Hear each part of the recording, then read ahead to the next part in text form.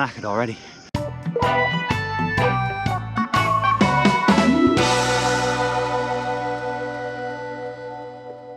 Hello, ni hao, xin zhao, or whatever else your greeting of choice may be, from the slopes of Mount Qingyuan in Quanzhou, Fujian, China. This is our second and final morning in Quanzhou. We were supposed to be spending 2 days here, but because of the typhoon that hit Fuzhou while we were there, our train got cancelled and we had to push our trip back by a day, which means we only got yesterday. Fucking spiders. I detest spiders. Which means we only got 1 full day yesterday to meet up with some old friends and go on a little mini day trip and wander around. Spiderweb. But I did really want one last chance to come climb up this hill, as it was one of my favourite places when I used to live here. I have some really good memories of climbing up here with friends or cycling up here on coolish summer evenings. And this is probably going to be my last chance to come and revisit this old haunt. And so I got out of bed at 5 this morning just to make sure I had enough time to try and come and climb at least partway up, get a view of the city, and then run on back down in time to get ready for our train. Having only had 1 full day to explore, we didn't get to do a lot of the things I wanted to. But we did manage to get out to the seaside, take a walk down the historic West Street, which now looks very different and is radically more touristy than when I used to live here, as well as try some of Quanzhou's famous ginger duck, which I forgot to get footage of, but which I'd really recommend to anyone who finds themselves passing through. And we also took a walk around Westlake Park, which is a place I spent so many evenings wandering around back in the day.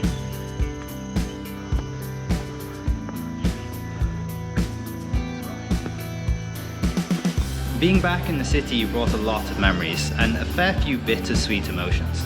Quanzhou was probably the place in China where I was most active socially, and the city I was most familiar with from exploring and riding my bike around. I made some amazing friends there at a time in my life when having fun and experiencing new things was pretty much my one and only priority. I once met someone else who'd been in China for a long time, who told me that after a while you watch so many friends come and go that you almost stop wanting to make new ones. I'm not sure that's entirely true, and maybe it's just a natural part of getting old, but I certainly was a lot more outgoing and sociable back when I was still a curious, wide-eyed, young 20-something in Quanzhou, and I was still on full-scale adventure mode. I can't deny that I've become a little more jaded and reclusive in the years since. Oh, at last, a path. I didn't want to climb up the usual tourist route. I figured there's probably like a off-road running trail that runs up here. So I popped on Lianbulu, which is a local program for finding this sort of thing, and just picked a nice 14k loop of the mountain. With start and end point is about 2k from the hotel, so it should be an 18k jog, I thought, in total. Clearly, whoever made that path is a hardcore hiking fan, because I was not expecting steep uphills through cobweb-infested jungle on a path you can hardly make out half the time. Well, anyway, I'm back onto some sort of an actual path, an actual trail, so hopefully now I can get back to running. As I said, the route really wasn't what I was expecting. After a couple of kilometers on tarmac roads, I hit the slopes and had to slow right down to pretty much wade through overgrowth up a very steep stone pathway. It was obviously not a path people tread very often, as it was very overgrown and there were cobwebs everywhere. I'm not a fan of spiders at the best of times, and some of the spiders I've seen in this part of the world absolutely terrify me. Anyway, the scenery was quite pretty, and once I'd left the thicker slog of jungle up that first slope and got into the open, I could start to properly enjoy it. Mount Qingyuan is one of Quanzhou's most famous scenic spots.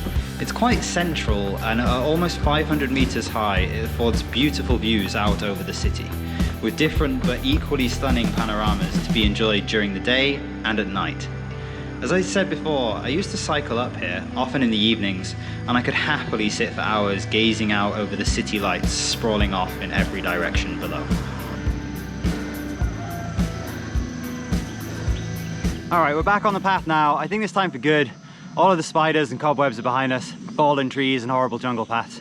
I think we're back on the road now for good. And now that we're up here, with a view like this, suddenly all feels worth it. I did miss this when living in Shanghai.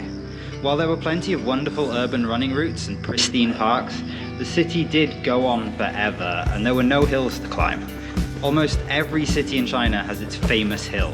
Changsha has Mount Yuelu, Chengdu had Mount Qingcheng, Guilin had a bunch, my favorite being Mount Diecai, and Fuzhou had Mount Gu. Whereas everyone in Shanghai would joke about Mount She, which, even if it had been bigger than a molehill, was still halfway to Suzhou and a real pain to try and reach. Trust me, I ran a half marathon there. And this is the highest point on the mountain that I am allowed to go. All right, time to go down, get packed, and catch our train back to Shanghai.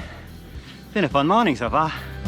You can't actually reach the peak of Mount Qingyuan because of the TV station at the top, but you can get pretty close.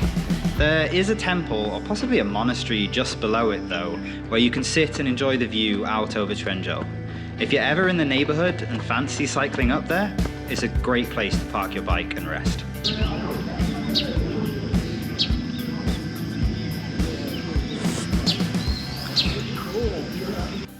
Right, this is Tianhu, or Sky Lake. This is where I used to cycle up to on my bike back in the day.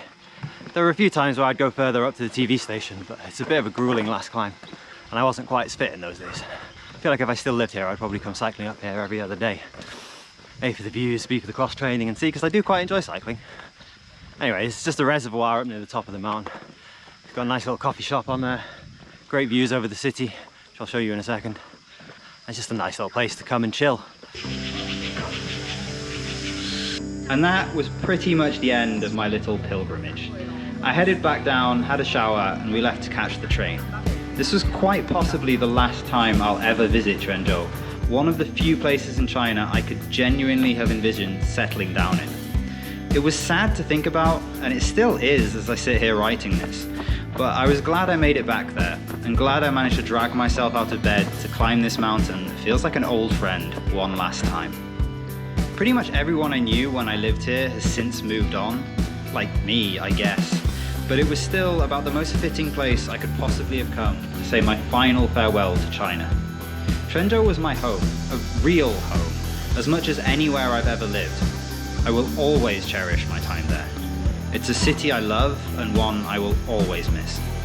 Here we are, the old gate himself, Lao-Tzu. That can only mean one thing, which is that we're at the bottom of the hill. This is usually the starting point for when you'd climb up, but obviously we took a bit of a circuitous route from the back, climbed up through the jungle, and so now we've come back down through the front entrance.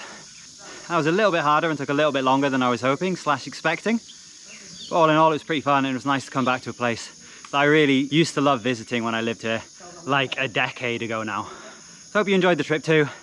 I'm gonna head back, still plenty of time to get a shower, get ready, head off and catch our train. See you next time.